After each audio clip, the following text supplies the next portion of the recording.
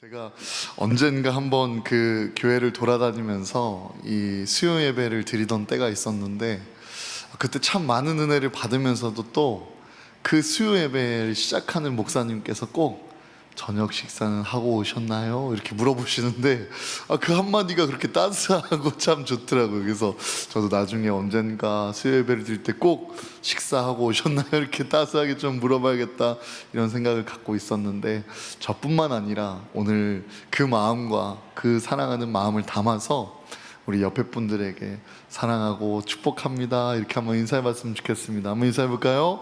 사랑하고 축복합니다. 잘 오셨어요. 사랑하고 축복합니다. 아멘, 아멘. 서로 인사하는 모습이 참 웃음꽃이 피는 기쁜 교회의 모습임을 보게 됩니다.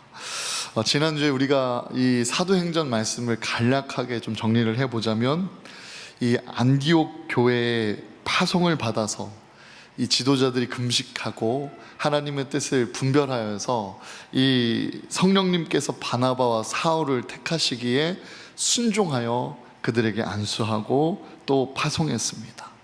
이 전도, 곧 선교는 사람의 마음과 계획이 아니라 하나님의 섭리와 뜻 가운데 이루어지는 하나님의 이름을 우리가 함께 묵상했었죠. 또 구브로에서의 그 첫 사역을 우리가 함께 보았습니다. 실루기아에서 구브로에 도착했던 바나바와 바울이 그 바나바의 고향인 구브로에 도착함을 묵상하며 하나님의 섭리를 우리가 함께 보았고, 또 그들은 그곳에서 지혜롭게 이 유대인에게 회당이 가지는 그 신앙적, 교육적, 사회적인 중심의 이 회당에 가서 하나님 말씀을 전하며 예수 그리스도에 대한 소식을 선포하며 복음을 확장하는 일에 앞장섰습니다. 또 그 바보 지역에는 예수 그리스도의 아들이라는 명칭의 거짓 선지자가 있었고, 이 총독 서기오 바울이 믿지 못하도록 계속 방해하는 것을 보면서 하나님의 뜻이 있는 곳에 나아갈지라도 여전히 방해와 또 방해자가 있다라는 것을 우리가 함께 보았습니다. 그러나 성령 충만한 바울이 이 자신의 의지와 자신의 힘으로 한 것이 아니라 성령 충만한 바울이 그를 꾸짖게 되었고, 그 루메오라는 이 엘루마라는 이 마술사는 곧 눈이 멀게 되고, 그 사건을 통하여 서기오 바울이, 그 총독이 복음을 믿고 예수님을 영접하게 되었습니다. 성령님이 보내시면 준비된 영혼이 있다라는 것, 또 전도의 방해와 어려움이 있을지라도 성령 충만함으로 이기며 주님께서 가라 하면 가고 멈추라 하면 멈추는 그러한 도전을 하며 함께 기도했었습니다. 오늘은 이 바울과 바나바가 이 구브로 전도를 잘 마치고 다시 육지로 올라오게 된 본문으로 시작하게 되는데요, 오늘 우리가 함께 읽었던 말씀 13절과 14절 말씀 우리 다시 한번 천천히 또박또박 읽어보겠습니다. 시작. 바울과 및 동행하는 사람들이 바보에서 배 타고 밤빌리아에 있는 버가에 이르니, 요한은 그들에게서 떠나 예루살렘으로 돌아가고, 그들은 버가에서 더 나아가 비시디아 안디옥에 이르러 안식일에 회당에 들어가 앉으니라. 아멘. 이 바울과 및 동행하는 사람들이라고 기록되어 있는데요, 이 동행하는 사람들은 누구입니까? 바나바와 또 바나바의 생질, 외조카된 이 요한 마가를 가리킵니다. 이 참고로 이 9절 이전에는요, 이 바나바와 바울이라고 했는데, 오늘 본문에서부터 바울과 및 동행하는 이들이라고 그 순서가 바뀌게 됐어요. 바울이 앞에 나와 있죠.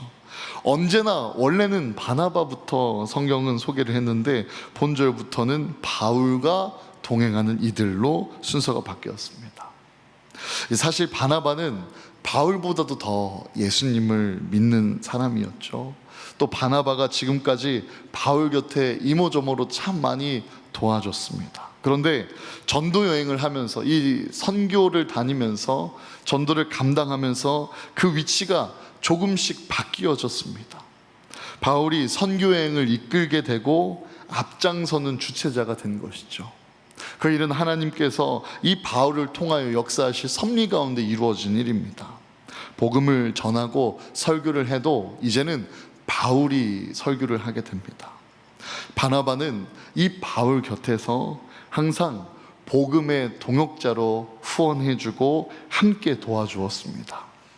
이 바나바는 복음의 좋은 협력자의 모습을 갖추고 바울 곁에서 내조하듯이 그를 도왔던 것이죠. 비록 이름도 없고 빛이 없을지라도 하나님께서 세우신 그 사람, 하나님께서 세우신 그 일을 위하여 자신이 묵묵히 일을 감당하는 바나바의 동역의 일을 우리가 함께 볼 수 있는 것입니다.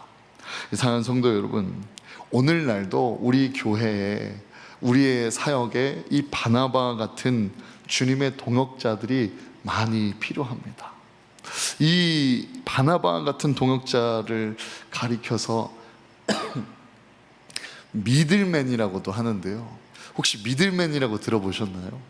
그 리더와 팔로워, 리더와 추종자, 리더와 팀 사이에는 그 리더와 팀을 잘 연결해 줄 수 있는 가운데에서 역할을 해주는 사람이 귀하다라는 말이죠. 그 가운데 있는 사람이 바로 미들, 가운데, 영어로 미들맨입니다. 근데 이 미들맨의 또 다른 의미는 믿다 할 때 그 믿을 만한 미들맨이라고도 칭합니다. 그 미들맨이 이 팀을 어떻게 악의적으로 휘젓게 되면 그 리더와 팀이, 팀워크가 엉망이 되지만, 미들맨이 온전히 신뢰를 가지고 신뢰대로 일을 잘 할 때에 그 팀워크는 더욱더 빛을 발하게 되기 때문입니다.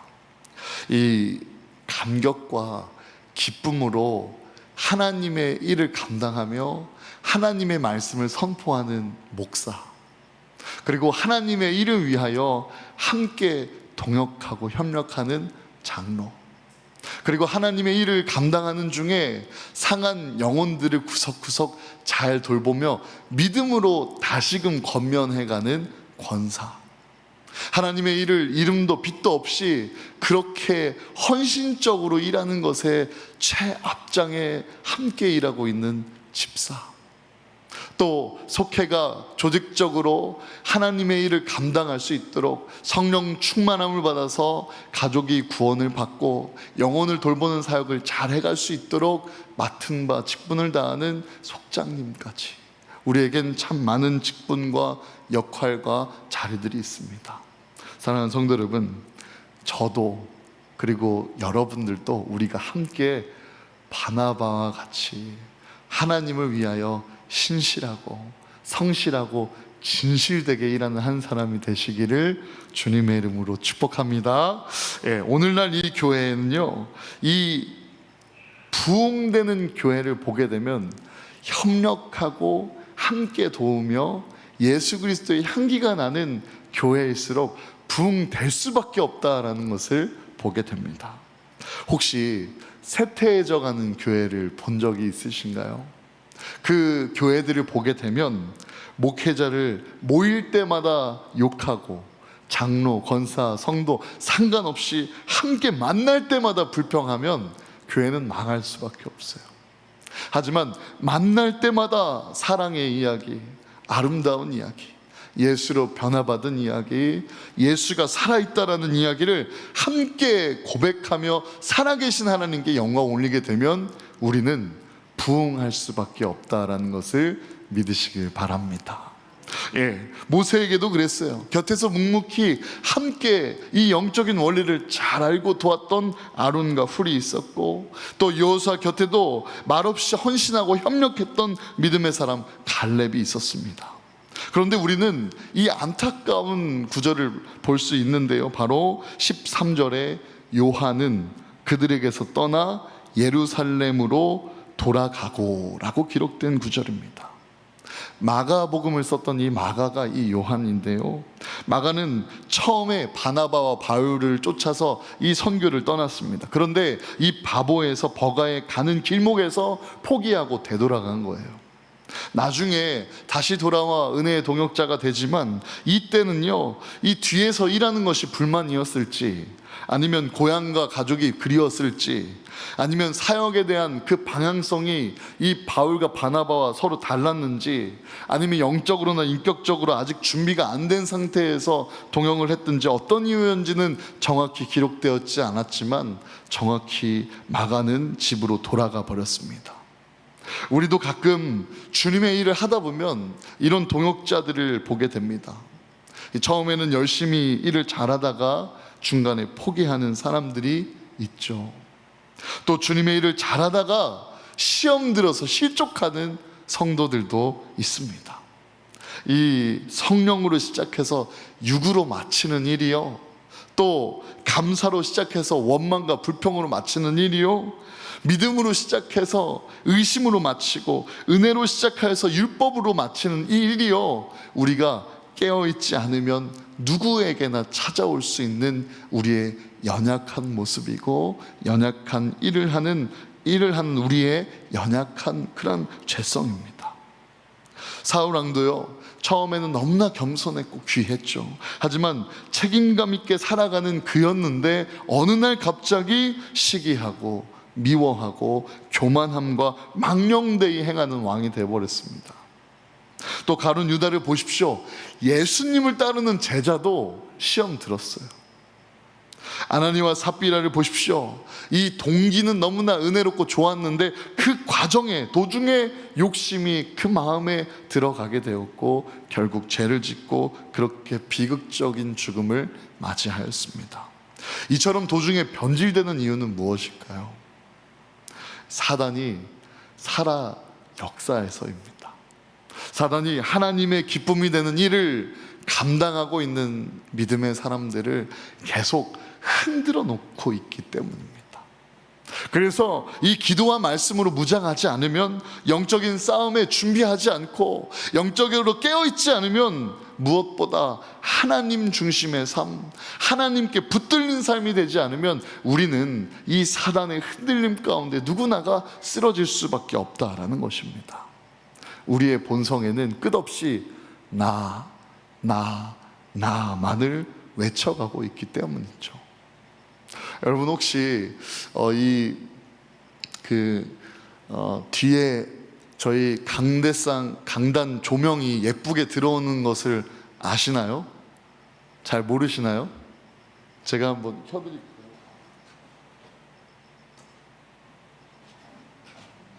이렇게 불이 들어오는 것을 아시나요? 예, 근데 왜 불을 안 켜는지 혹시 아십니까? 예, 왜 그러죠? 맞아요.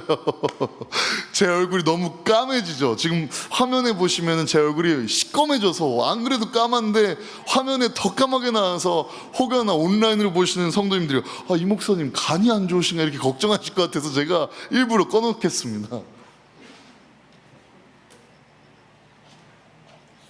불을 끄는 이유가 이 뒤에 배경이 너무 환해지면 제 얼굴이 한도 끝도 없이 까매져서 끄게 되었죠.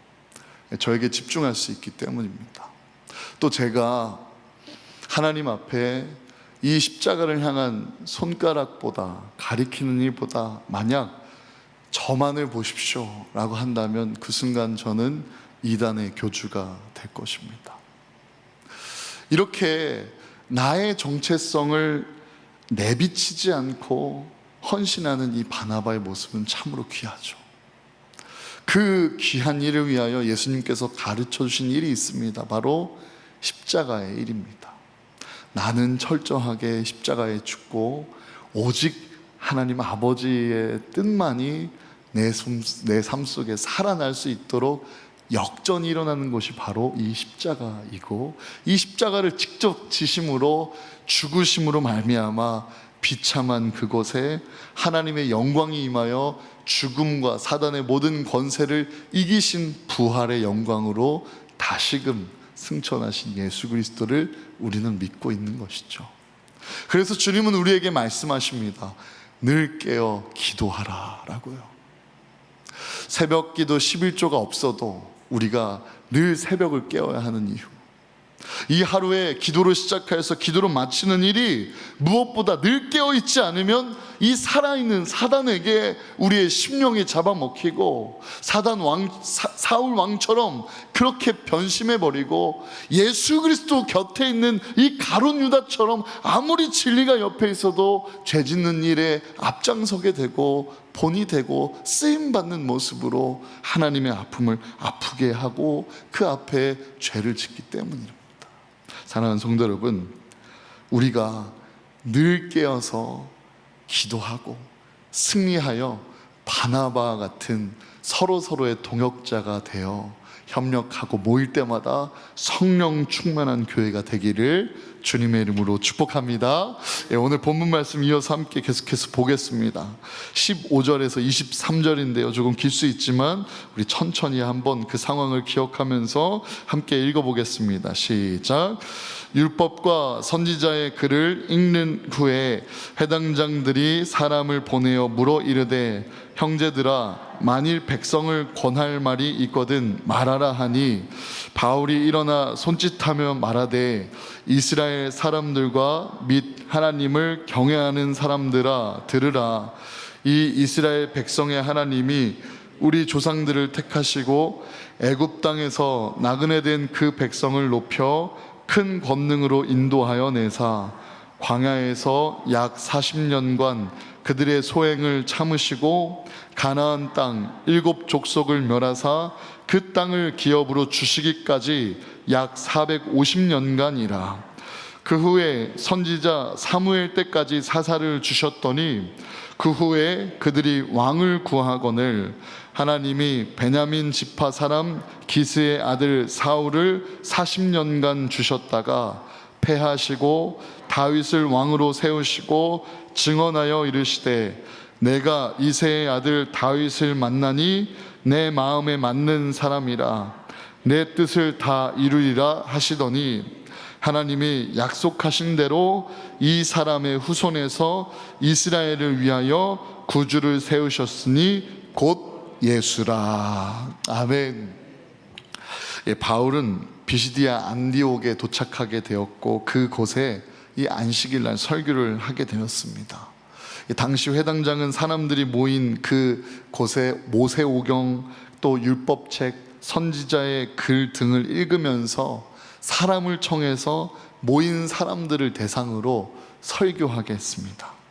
이에 바울이 앞에 나와서 손짓하여서 이스라엘 사람들과 및 하나님을 경외하는 사람들아 들으라 라고 하면서 그 복음을 선포하기 시작했던 것이죠.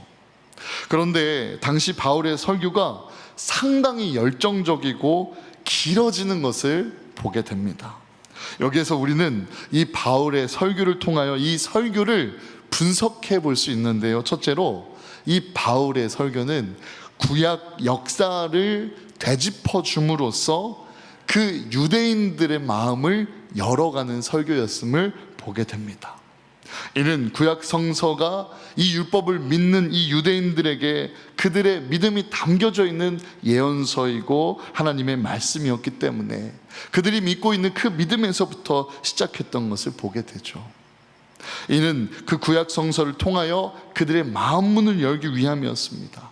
이스라엘 백성들이 애굽 땅에서 종살이 하다가 출애굽한 그 사건을, 광야 생활 40년 또 불순종하고 원망하고 불평하는 이 백성들을 오래 참으신 하나님, 그 가운데 지키시는, 약속을 지키시는 신실하신 하나님, 가나안 땅에 입성하여 원주민 7족속을 다 멸하시고 그 땅을 기업으로 그 약속했던 땅을 마침내 주셨던 일, 또 사사를 세우시며 사무엘 선지자까지 하나님께서 세우신 사사를 통하여 하나님의 다스림이 이루어졌고, 또 그들이 원하여 왕을 세워주셨고 이스라엘 백성들이 요구한 대로 그 왕을 세우셨으며 그 왕 가운데에 우리가 알고 있는 다윗 왕까지 세워지게 되었다라는 것이 우리가 함께 읽은 본문의 말씀입니다.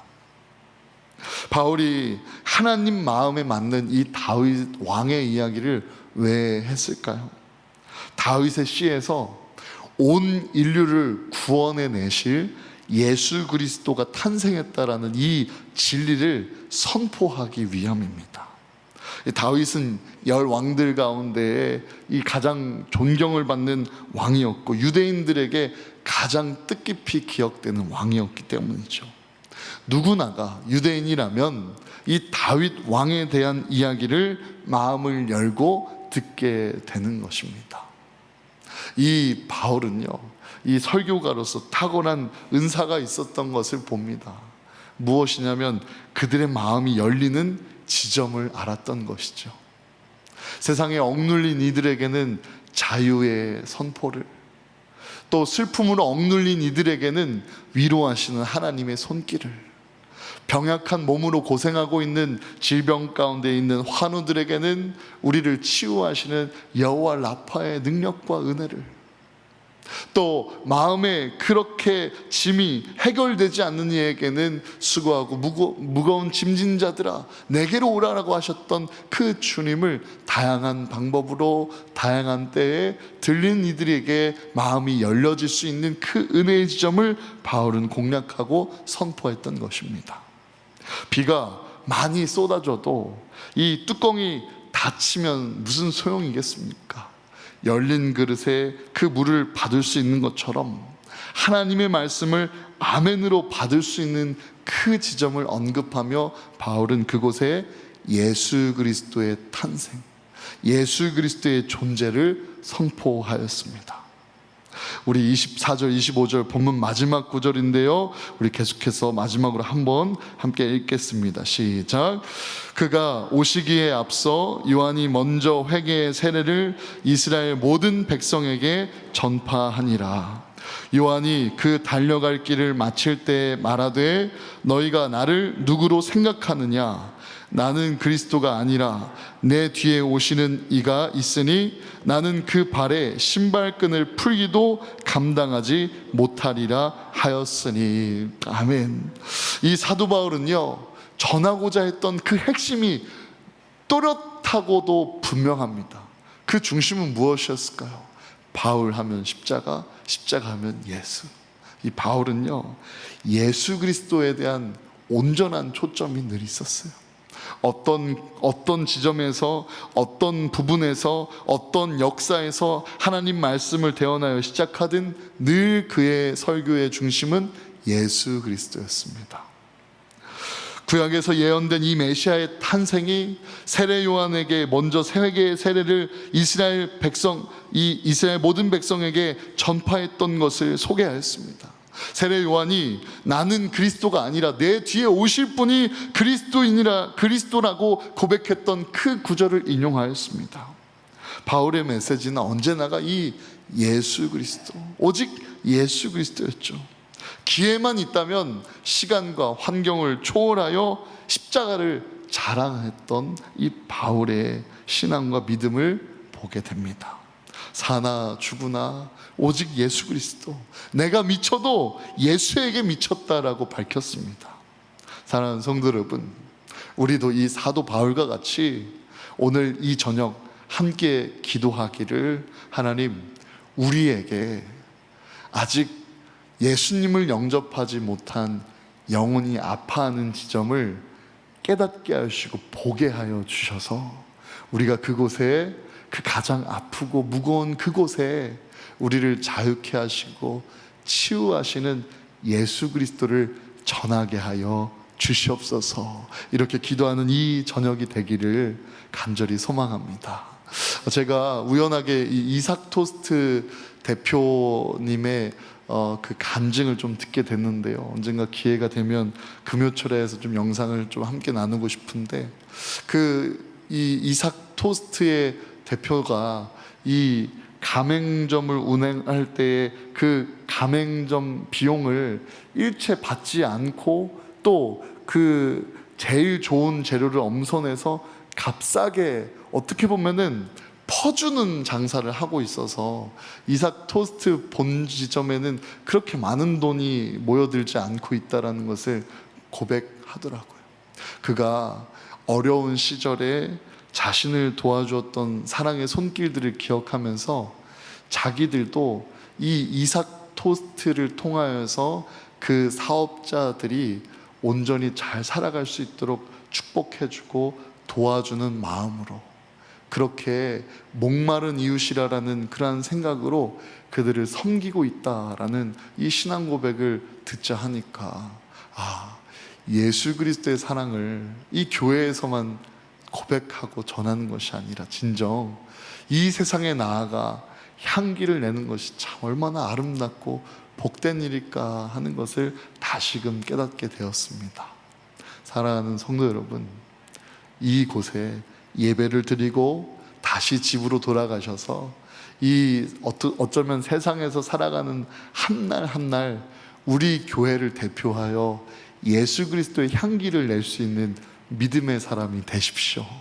그곳에서 바울과 같은 능력이 일어나고, 할렐루야, 성령 충만함 가운데 복음을 전하는 하나님의 일을 위해 도우시는 하나님, 또 함께 하시는 하나님의 열심을 보게 되고 경험하는 놀라운 은혜의 일들이 우리에게 시작되고 일어나게 될 줄로 믿습니다. 그래서 살아계신 하나님께 영광 올려드리기 위하여 이 자리에 모이기에 힘쓰는 우리 대성교회 모든 성도님들이 다 되시기를 주님의 이름으로 축복합니다. 이 바울의 설교를요, 다음 주 수요일 날 더욱 또 남은 부분을 나누겠지만, 오늘 분명하게 두 가지, 하나는 마음이 열리는 그 은혜의 지점을 깨닫게 하여 주시옵소서. 둘째로는 하나님, 우리도 우리의 삶의 모든 생각과 또 고백과 또 삶의 모든 중심이 오직 예수 그리스도 되게 하여 주시옵소서. 이 두 가지 기도 제목 붙들고 오늘 밤 우리 함께 하나님께 기도하는 시간 갖기 원합니다. 이제 내가 살아도 라는 이 찬양 함께 기도하는 마음으로 찬양하고 기도하겠습니다.